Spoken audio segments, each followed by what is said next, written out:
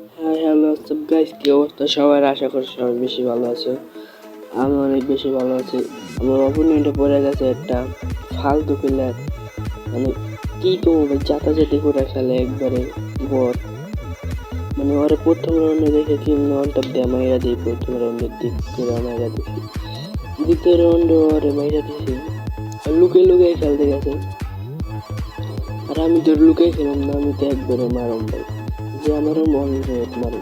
মানে ওই কি করছে, উৎপিকার লাগছে ভাই, আমি উৎপিকে দেখালা পারি না।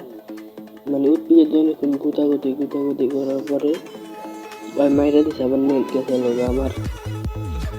এখন উৎপিকে গুতাগুতি করতে আছে, আবার মেরে করার চান্স দেয় আমার।